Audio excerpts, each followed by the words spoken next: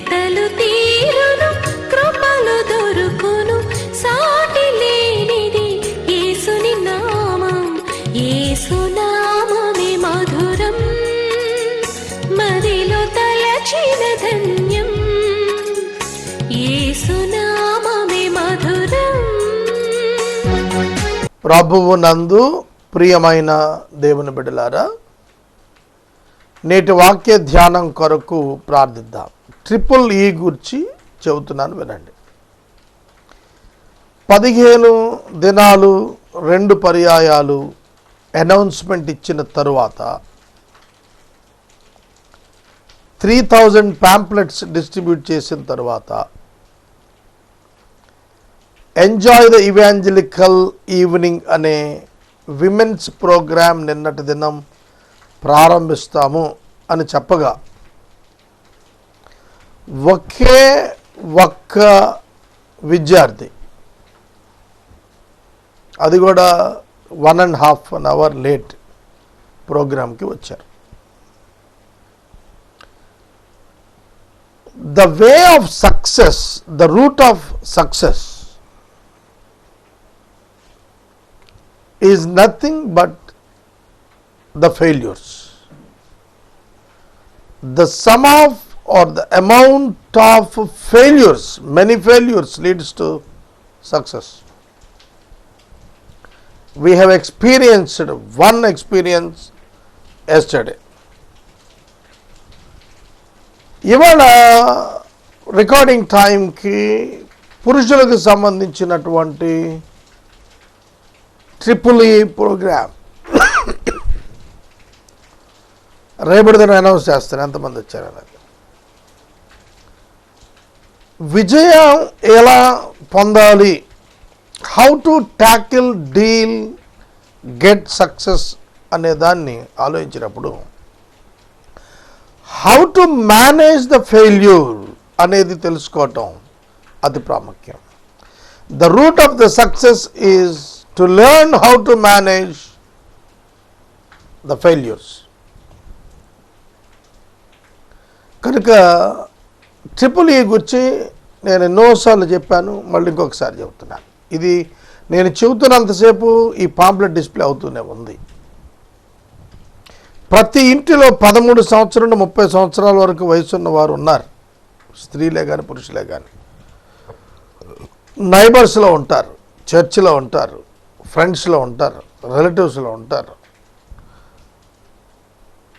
నేను మొదటి నుంచి మనవి చేస్తున్నాను, inform them, motivate them to go. ఇది చర్చ్ కాదు, వర్షిప్ కాదు, స్పిరిచువల్ స్టేడియం.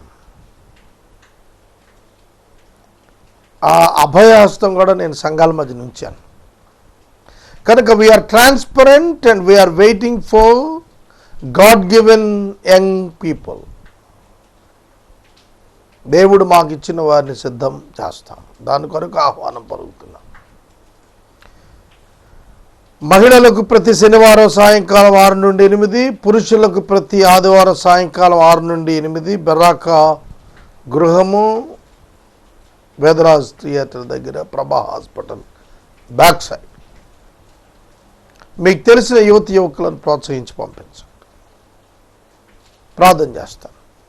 మమ్మల్ని మిక్కిలిగా ప్రేమిస్తున్న తండ్రి, మీకు వందనాలు. ట్రిపుల్ ఈలో we have started a wonderful programming of failure. Through this we are going to success.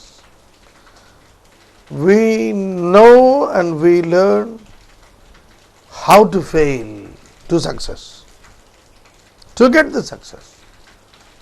ఈ ప్రాసెస్ మేము నేర్చుకున్నట్టు అనేకులకు నేర్పించుకున్నట్టు సహాయం చేయండి. బోధించబోచున్న మాకును మీరిస్తున్న అనుభవాల కొరకు వందనాలు. We have understood the condition of the people. వారిని బలపరచమని అడుగుతున్నాను. నేటి వాక్య ధ్యానం ద్వారా మాతో మాట్లాడండి. హెబ్రీ పత్రిక వాక్య ధ్యానం దీవెనకి ఇవ్వండి. యేసు నామమున వేడుచున్నాం తండ్రి, ఆమేన్. ప్రియమైన దేవుని బిడ్డలారా, హెబ్రీ పత్రిక 13వ అధ్యాయము 7వ వచనము చదువుతాను, వినండి. remember your leaders, those who spoke to you the word of God. Consider the outcome of their way of life and imitate their faith. Wonderful. తర్వాత వచ్చిన యేసుక్రీస్తు గురించి అన్చేంజబుల్ జీసస్ గురించి రాసు. దాన్ని తెలుగులో మీకు దేవుని వాక్యము బోధించి మీ పైన నాయకులుగా ఉన్న వారిని జ్ఞాపకం చేసుకొని వారి ప్రవర్తన ఫలమును శ్రద్ధగా తలంచుకొనచ్చు వారి విశ్వాసాన్ని అనుసరించండి, వారి క్రియలను అనుసరించండి. ప్రియమైన దేవుని బిడ్డలారా, దేవుని యొక్క వాక్యములో మనము చూస్తున్నటువంటిది దేవుని వాక్యాన్ని బోధించిన నాయకులను జ్ఞాపకం చేసుకోమంటున్నాడు. మీ పై నాయకులను వారి ప్రవర్తనని శ్రద్ధగా తలంచుకోండి అంటున్నాడు.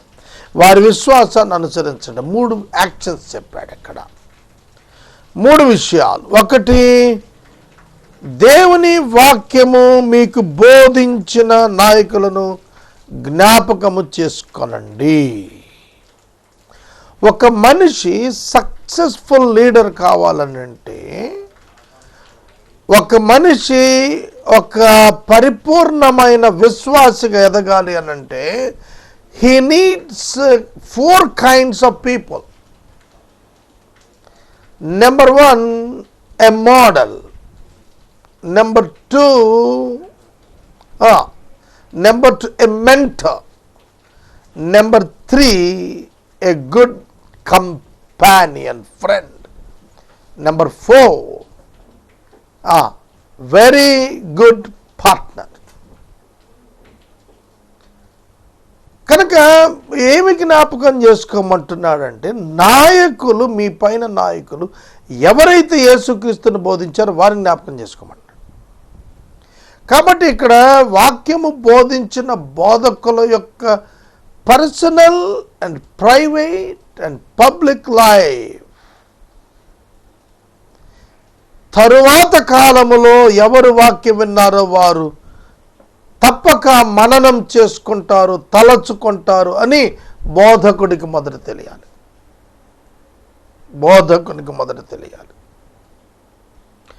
బోధకుడు ఉద్యోగి కాడు. He is not an employee of some organization. He is a servant of God, commissioned by God, used by the Holy Spirit. కాబట్టి మీ పైన వాక్యము బోధించిన నాయకుని మీరు జ్ఞాపకం చేసుకోండి అన్నప్పుడు, they should be the model people and they should become the mentors of the believer. Model అంటే మాదిరి, మెంటర్ అంటే దిద్దువాడు, క్రమపరిచి వృద్ధి చేసేవాడు మెంటర్. Pin pointed. కోచ్ అంటాం స్పోర్ట్స్లో, అడ్మినిస్ట్రేషన్లో, సైకాలజీలో మెంటర్ అంటాం. కనుక we all need to become models and mentors before we start our preaching. సేవకులు బోధ చేయటానికి ముందు తాము ఆ బోధ చొప్పున జీవిస్తూ కార్యాలు చేస్తూ బ్రతుకుతున్నామా? ధనాపేక్ష లేని సేవకుడా,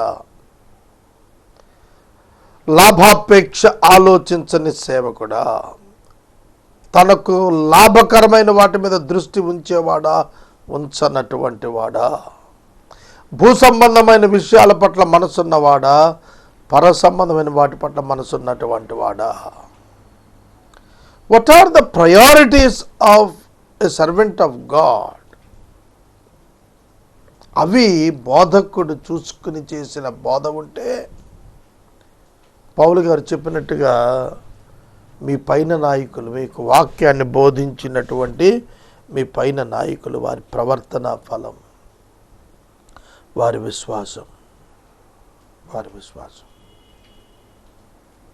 సహోదరుడా, సహోదరి, without communication there will be no more relationship. ఇవాళ మనం టీవీ బోధలకు, ఇంటర్నెట్ బోధలకు అలవాటు పడ్డాం. ఒక పర్సనల్ గైడ్, ఒక పర్సనల్ స్పిరిచువల్ ఫాదర్ ఇవాళ కరువైపోయారు. ఎందుకంటే ఒక్కొక్క సంఘంలో, పెద్ద సంఘాల్లో 3 ఆరాధనలు, 5 ఆరాధనలు, 10,000 మంది, 20,000 మంది, 50,000 మంది. పర్సనల్ కేర్ లేకపోతే అది షెపర్డింగ్ కాదు. షెపర్డ్ కింద కొన్ని వేల గొర్రెలు ఎప్పుడు ఉండవు, లిమిటెడ్గా ఉంటాయి. సంఖ్యాపరంగా ఒక కాపరికి కొన్ని పరిమితమైన సంఖ్యతో మాత్రమే గొర్రెలు ఉంటాయి. అసంఖ్యాక సంఖ్యలో గొర్రెలుంటే అవి రోగంతో చనిపోతాయి. వాటికి guidance, protection, direction, feeding, security ఉండదు. అందుకనే one must be model before he starts his preaching ministry. ఇది మనం గుర్తించాలా. ఎప్పుడైతే సేవకుని యొక్క క్రియా ఫలము శ్రద్ధగా తలపోసుకుంటాడో, తండ్రి ఏం చేస్తే కుమారుడు అది చేస్తాడు. ఆత్మీయంగా కూడా అంతే, ఆత్మీయంగా కూడా అంతే. ఇవాళ విలువలు పతనం అవుతూ వస్తున్నాయి. నిన్నటి దినం senior servants, 30 years experience in ministry ఉన్నవాళ్ళం కూర్చుని మేము ఆలోచిస్తూ మాట్లాడుకుంటూ ఉన్నాం. ఆ సందర్భంగా రేకెత్తబడిన ఒక అంశం, today servant of God, today is servant of God.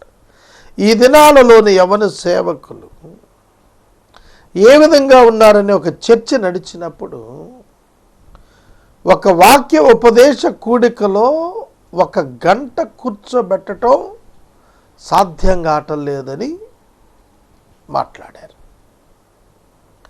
మేము ఉదయం 8 గంటలకు కూర్చుంటే సాయంకాలం 6:30 గంటల వరకు వివిధ ఉపాధ్యాయుల చేత వాక్యాన్ని నేర్చుకుంటూ ఉండేవాళ్ళం. ఆహారానికి ప్రాధాన్యత ఉండేది కాదు. మేము ఏ కండిషన్స్లో కూర్చొని ఉన్నాము, లాజిస్టిక్స్ అబ్జర్వేషన్ ఉండేది కాదు. ఏసీ ఉందా, ఫ్యాన్ ఉందా, టేబుల్ ఉందా, లేదంటే ఒక కంప్యూటర్తో టీచ్ చేస్తున్నాడా, ల్యాప్టాప్తో టీచ్ చేస్తున్నాడా, ఏమేమి టూల్స్ వినియోగిస్తున్నాడు, అవేమీ ఉండేవి కాదు. ఒక బోర్డు మీద చాక్ పీస్తో రాస్తూ చెబుతూ ఉండేవాళ్ళు సేవకులు ఆ దినాల్లో. ఇంకా ఆకలిగా ఉండేవారు. ఇంకొక చోటకి వెళ్ళి వాక్యం నేర్చుకుందాం, మరొక చోటకి వెళ్ళి వాక్యం నేర్చుకుందాం అన్నట్లుగా సాగేది మా కాలంలో. ఇవాళ ఎట్లున్నారు? ఈ చర్చలో నేను ఎందుకు ఈ ప్రస్తావన, ఈ వాక్య ధ్యానంలో తెచ్చానంటే, నెక్స్ట్ జనరేషన్కి ఏమి ప్రవర్తన ఫలమిస్తారు. ఇది క్రైస్తవ పరిచర్య అనేటువంటిది ఒక రిలే రన్నింగ్ రేస్లో ఆ స్టిక్ అందిస్తారు చూసారు, అట్లాంటిది. 1 generation to another generation to another generation message వెళ్తూ ఉంటుంది. అది నెక్స్ట్ వాళ్ళకి సమర్థవంతంగా అందించి నేర్పించి మన పోరాటం ముగించాల.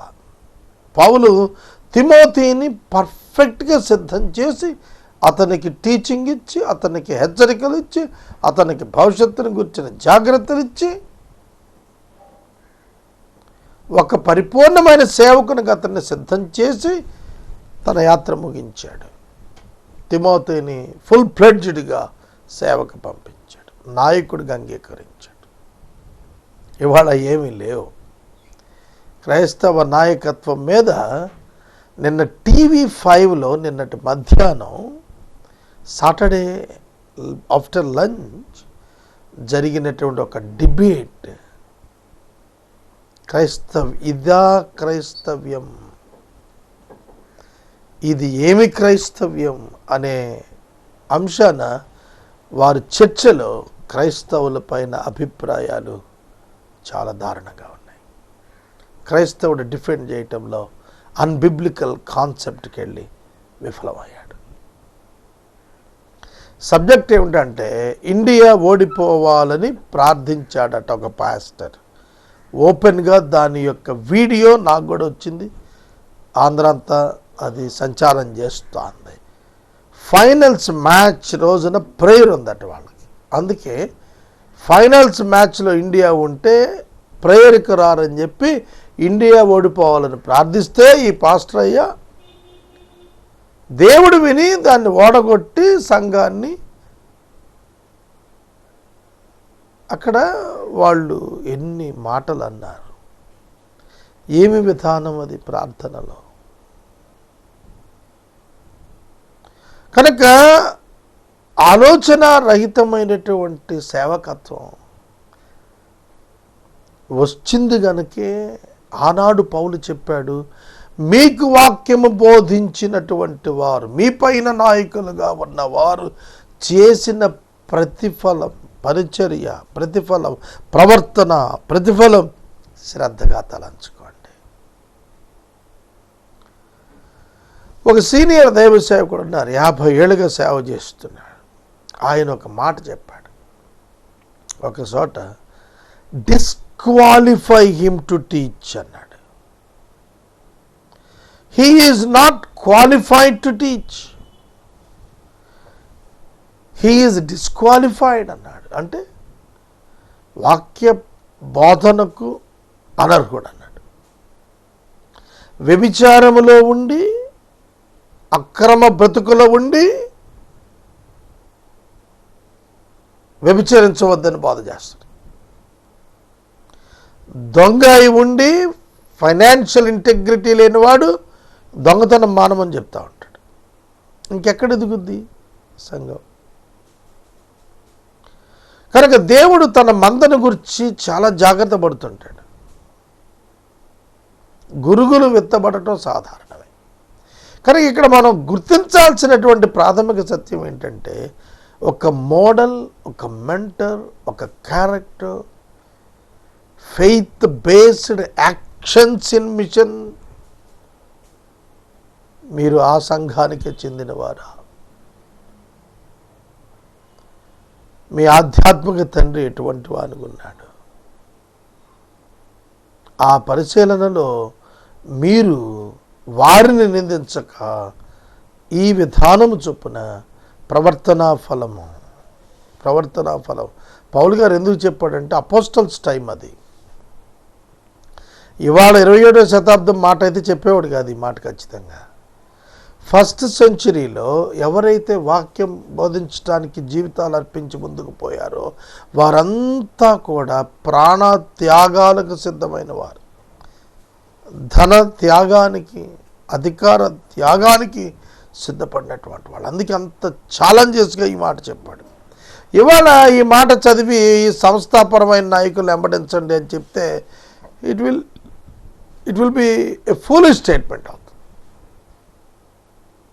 ఇవాళ మనం సంస్థాపరమైనటువంటి అత్యధికమైన నాయకత్వాలు ఉన్నవాళ్ళు సబ్జైల్స్లో గడుపుతున్నటువంటి పరిస్థితి, క్రైమ్లో ఉన్నటువంటి పరిస్థితి. కాబట్టి వీరు ఏమి నాయకత్వాన్ని గురించి బోధించగలుగుతారు? వీరేమి మాదిరి ప్రవర్తన ఫలం గురించి బోధించగలుగుతారు? ఆస్తులను అమ్ముకునే నాయకత్వాలు ఏమని ప్రవర్తనను మిగులుస్తున్నారు వారి తర్వాత వారికి? It's very important topic to be discussed. అదంత తేలిగ్గా అయ్యేదేం కాదు.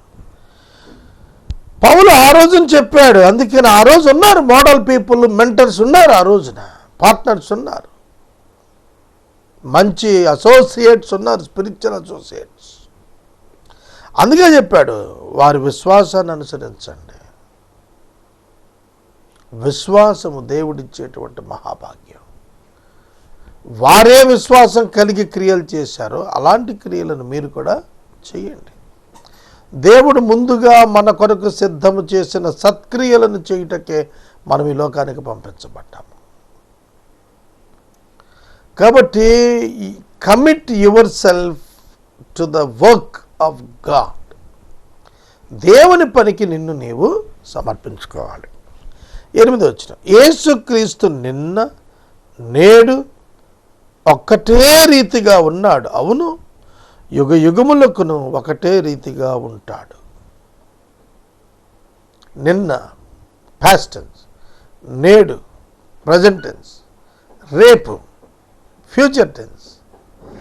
దేవునికి టెన్సెస్ అప్లై కావు. He will be like the same as it is. ఎప్పుడైనా సరే ఒకేలా ఉంటాడు యేసుప్రభు. జగత్తు పునాది వేయక మునుపు ఉన్న ప్రభువే జగత్తు నాశనం తర్వాత కూడా ఉండబోయేవాడు. ఆయనలో ఏ మార్పు లేదు, ఒకే రీతిగా ఉన్నాడు అన్నప్పుడు he never changes his attributes and mind set. ఆయన మనస్సును త్రిప్పివేయగలిగిన వాడు ఎవడు లేడు. ఆయన మనస్సును తీర్పు తీర్చగలిగిన వాడు కూడా ఎవడు లేడు. ఫైర్, దహించు అగ్ని ఆయన. ఆయన యందు ఏ మానవుడు ఏ పాపాన్ని కనుగొనలేడు. పరిశుద్ధుడు ఆయన. అందుకని యేసుక్రీస్తు నిన్న నేడు ఒకటే రీతిగా యుగయుగాలకు ఒకటే రీతిగా ఉన్నాడు, ఉంటాడు కూడా. యేసుక్రీస్తు ప్రభువు యొక్క గుణలక్షణాలు, యేసుక్రీస్తు యొక్క క్రియలు మీరు గుర్తించాలి. వాటి చొప్పున మీ జీవితాన్ని అభ్యాసం చేసుకోవాలి. The best model for the world Christianity is Jesus Christ alone. యేసుక్రీస్తు మాత్రమే. ఆయన వాక్కై ఉండి ఆ వాక్కును మేనిఫెస్ట్ చేసి శరీరములో కనపడి ఆ వాక్కే జీవించాడు. ఆ వాక్యే జీవించాడు.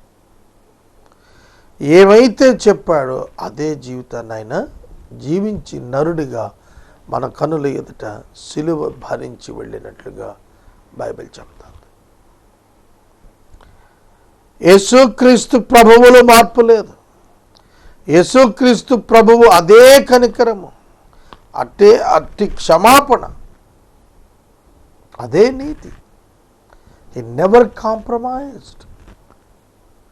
He never promotes evil. He is the God Lord. ఆయనే దేవుడు, ప్రభు అయి ఉన్నాడు. ఆయన కళంకము లేనటువంటి వాడు, పరిశుద్ధుడు. ఆ ప్రభువు మనకు నిజమైన మాదిరి ఉన్నాడు. పౌలుకి మాదిరి ఎవరు? ప్రభువే. పౌలు సంఘాలకు మాదిరి అయ్యాడు. అయినప్పుడు తనను మాదిరిగా చూడమన్నప్పుడు తాను క్రీస్తును మాదిరిగా తీసుకున్నట్టు మాదిరిగా తీసుకోమన్నాడు. కానీ తన మాదిరి కాదు, క్రీస్తు మాదిరి తాను వహించినట్లు తన మాదిరిని కూడా ఫాలో అవ్వచ్చు అన్నాడు. అక్కడ క్రీస్తు మాదిరే మాదిరి పౌలు అనుభవించింది, అనుసరించింది. కనుక యేసుక్రీస్తు యొక్క పనులు, మాటలు గుర్తించాలి. Rick Warren, the last words of top people in the world అనే ఒక టాపిక్ మీద చాలామంది పెద్ద పెద్ద వారు చూచాడు. అయితే యేసుక్రీస్తు ప్రభు చెప్పినటువంటి మాట, తండ్రి నా ఆత్మను నీ చేతికి అప్పగించుకుంటున్నాను అనే దాని మీద ఆయన ఒక 40 నిమిషాలు వాక్యం చెప్పాడు. ఏమిటా చెయ్యి? యేసుక్రీస్తు ప్రభువు ఎందుకు తండ్రి అని పిలిచి నీ చేతికి నా ఆత్మను అప్పగించుకుంది? It's a place of great security. ఆయన చేతిని దాటి ఎవడు పోతాడు చెప్పండి? ఆయన చేతి మీద జయం పొందగలిగిన వాడు ఎవడు ఉంటాడు చెప్పండి? కాబట్టి ఇక్కడ క్రీస్తు శిలువపై తాను దేవుని కుమారుడిగా కనపరుచుకునేటువంటి ఒక గొప్ప కార్యాన్ని చేశాడు. సిలువ వేసిన శతాధిపతి ఈయన నిజంగా దేవుని కుమారుడే అని చెప్పి ఒప్పుకొని విశ్వాసం ఉంచాడు. ఆయన మరణించిన తర్వాత సిలువలో సిలువ శిక్ష నిర్వర్తిస్తున్నంతసేపు వ్యతిరేకంగా ఆలోచించాడు. సిలువలో యేసు మరణించగానే పరిశుద్ధాత్మ దేవుడు అతని కన్నులు తెరిచేశాడు. ఇతడు నిజముగా దేవుని కుమారుడు. ఈయన నిజముగానే దేవుని కుమారుడు. వాళ్ళు కేకలేసి దింపాలని చూశారు, ఆయన దిగకుండానే రుజువు చేశాడు దేవుని కుమారుడని. కనుక యేసుక్రీస్తు ప్రభువును పోలి మనము నడుచుకోవటానికి అభ్యాసం చేసుకోవాలి. ఇది ఒక క్షణంలో వచ్చేది కాదు. కృపచేత సాధనం చేస్తూ ముందుకు వెళ్ళాలి. రేపటి వాక్య భాగంలో 9వ వచనం నుండి మాట్లాడుకుందాము. EEE enjoy the evangelical evenings. 13 నుండి 30 సంవత్సరాల వయసు ఉన్నటువంటి స్త్రీ పురుషులకు, స్త్రీలకు శనివారం సాయంత్రం, పురుషులకు ఆదివారం సాయంకాలం 6 to 8 PM బరాకా గృహంలో. ఇది ఆరాధన కాదు, ఇది సంఘము కాదు. క్రైస్తవ యువత మరియు ఇతర యువత వారి మార్గాలను దేవుని ఎదురు సరి చేసుకుంటూ ప్రయోజకులైన పౌరులుగా, సంఘాలకు ఆధారభూతులుగా మారటానికి ఈ ప్రోగ్రామింగ్ పెట్టాము.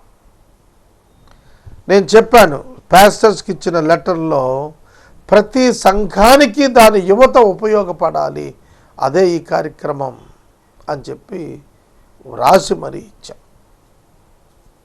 కనుక శనివారం ఆదివారాలలో మీ యవనస్తులను పంపండి. ప్రార్థన. మమ్మల్ని మిక్కిలిగా ప్రేమిస్తున్న తండ్రి వందనాలు. వాక్యం విన్న బిడ్డలను దీవించుము.